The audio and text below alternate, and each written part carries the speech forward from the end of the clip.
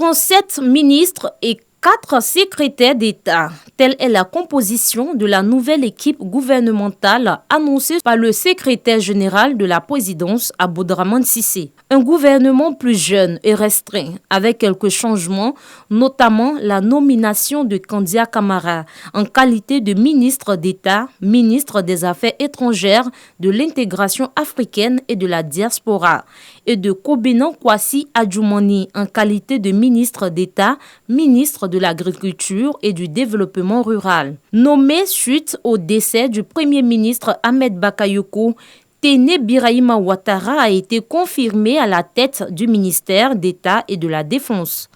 Anciennement ministre de la Solidarité, Mariatou Kone a été nommé au ministère de l'Éducation nationale et de l'alphabétisation. Sidi Tiemoko Touré change de portefeuille.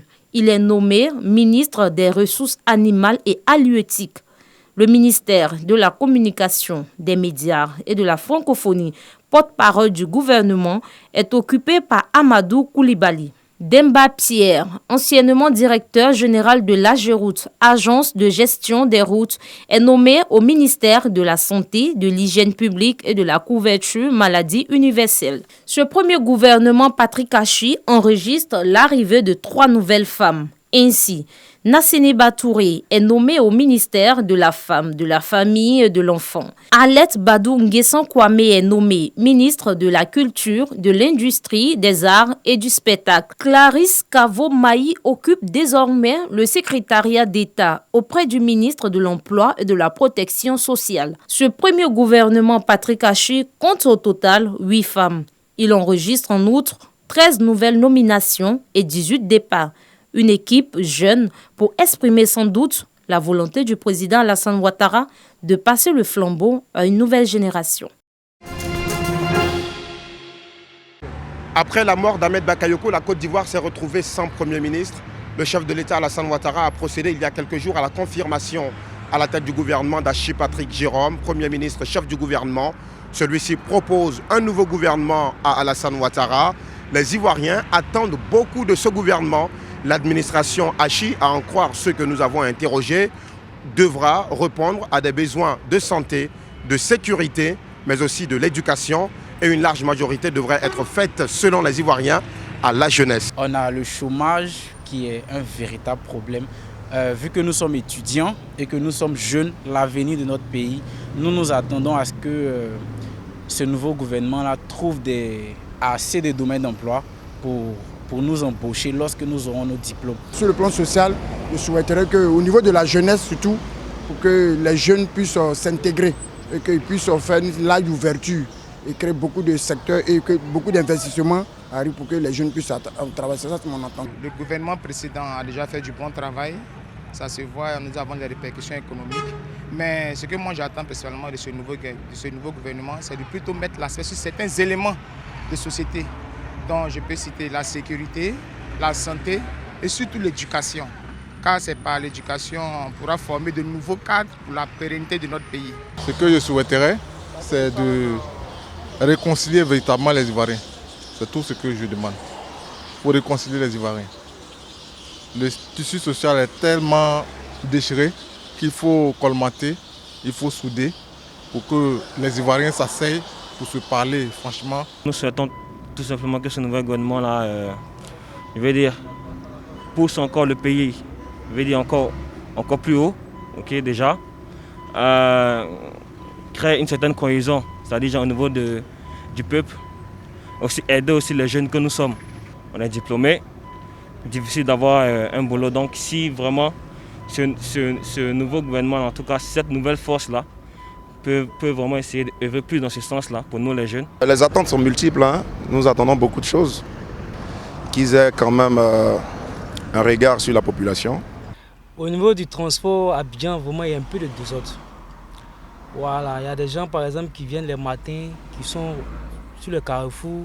Lorsque vous garez pour prendre vos clients, ils vous tendent la main, ils décident à ce que vous payez des chargements.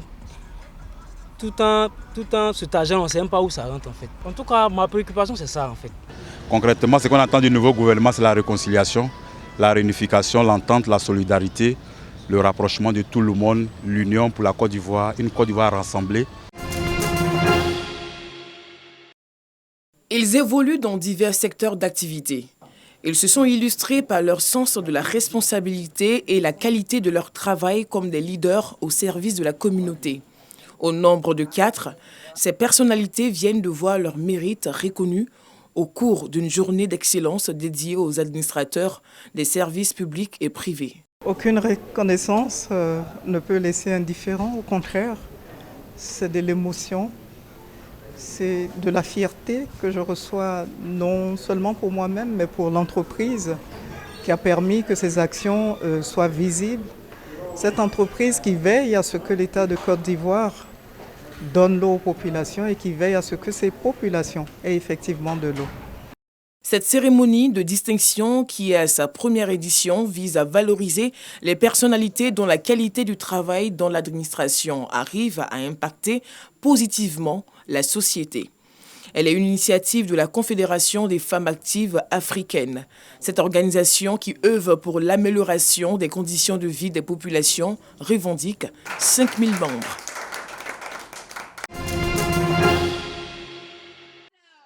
Promouvoir les actions socio-culturelles et artistiques auprès du grand public et singulièrement estudiantin.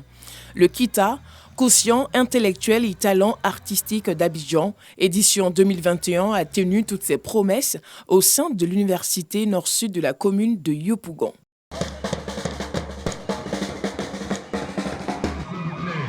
Un défilé riche en couleurs, valorisant la diversité de la culture ivoirienne. Le KITA est une occasion pour les étudiants dotés de talents artistiques de dévoiler leur savoir-faire. Ce sont au total 6 universités de la ville d'Abidjan qui se sont affrontées dans différentes rubriques. Le génie en herbe, l'art oratoire, l'art plastique, le karaoké, la danse traditionnelle et le talent culinaire. Des prestations appréciées par les invités. Mais j'étais vraiment et superbement, agréablement surpris par le côté culturel qu'ils sont en train de mettre en avant.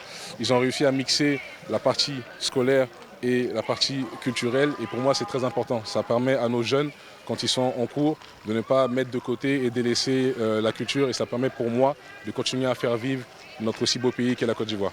Ici, on parle de la formation, on parle du fait que les enfants puissent évoluer professionnellement et aussi intellectuellement. Donc on ne peut pas rater un événement comme celui-là. Maurice Diabaté, fondateur du groupe Université Nord-Sud, s'est félicité de la tournure que prend le concept avant d'inviter les étudiants à la connaissance de leur culture et de leurs valeurs africaines. J'ai vu quelque chose de formidable. J'ai vu que mes étudiants étaient autre chose que ce qu'on présentait d'eux. Ce que je peux leur dire, c'est de continuer dans ce sens. Que nous allons faire la formation académique, ils auront des diplômes, etc. Mais qu'ils aient des valeurs culturelles. Et que chacun sache, par exemple, nous avons vu une jeune fille parler le sonifo, et que chacun puisse parler son patois. Également présents à cette cérémonie culturelle, les délégations du Portugal, de la Libye, de l'ambassade d'Israël et du Gabon. Le commissaire général du KITA, Ibrahim Fama, voit plus grand. Nous savons que ces étudiants ont du talent. Nous savons que ces étudiants ont de l'intelligence. Donc moi, je me suis dit, pourquoi pas associer l'intelligence et le talent. C'est pour ça que ça fait le KITA, qui est le quotient intellectuel et talent artistique d'Abidjan.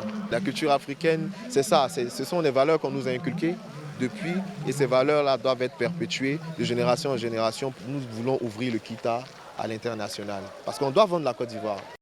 Au terme de la 2e édition du KITA, quotient intellectuel et talent artistique d'Abidjan, les compétitions phares, à savoir le génie en herbe et le concours culinaire, ont été remportées par l'UIPA, l'Université internationale privée d'Abidjan, et le groupe Université Nord-Sud. Cette rencontre a vu la participation de plusieurs artistes et comédiens du moment tels que DJ Ramatoulaye, Mawa Traoré, Obams et bien d'autres.